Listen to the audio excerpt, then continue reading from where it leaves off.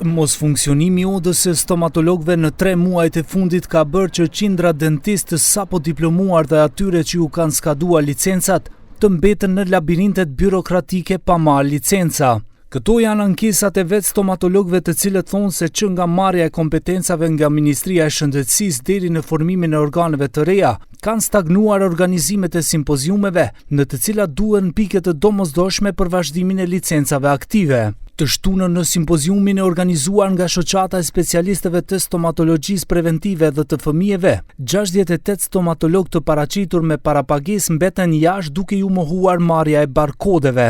Тој симпозиум ни го одобрија многу доцна од ново именуваната комисија која што е при Министерство, затоа што вие знаете, запознаени сте за тие несогласувања помеѓу комората, односно старото раководство на комора и Министерството. Новата комисија се води по правилници кои што се донесени од, да кажам, старото членство во комората, односно правилник од 2017 година, кога ни беше ограничен бројот на посетители на 300.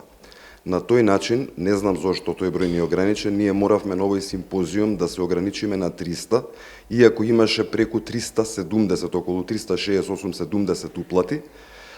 Ние многу доцна во петокот во попладневните часови добивме одговор од комисијата дека не смее да се примат повеќе од 300 души, затоа што se vodat po stariot pravilnik. Nga Ministria e Shëndetësisë për Televizionin 21 thonë se ngjarja është organizuar në përputhje me praktikën dhe kriteret e vendosura nga Bordi i Akreditimit, sipas të cilit numri i pjesëmarrësve është i kufizuar në 300, me qëllim të sigurimit të mësimdhënies interaktive me cilësi dhe kushteve për ndjekjen e përmbajtjes. Sipas këtij resori, disa ngjarje të tjera të tilla janë planifikuar të mbahen deri në fund të këtij viti, me bindjen se do të ketë vazhdimsi të lëshimit dhe rinovimit të licencave. Asambleja e Odës së Stomatologjisë përkatësisht delegatët ndërmarrin procedurën e mëtejshme dhe sigurojnë vazhdimsi në funksionimin e Odës.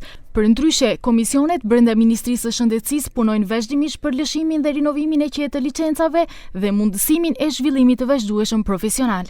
Në fillim të gushtit, Ministri Aliu ju mori të gjitha kompetencat Odës së stomatologëve me arsyetimin që kontrollet në dokumentet e tyre kanë treguar lëshime serioze pasi kontratat përfunduan në mënyrë retroaktive në kundërshtim me ligjin të shoqatave të afërta me ish-kreun e Odës Marian Denkovski.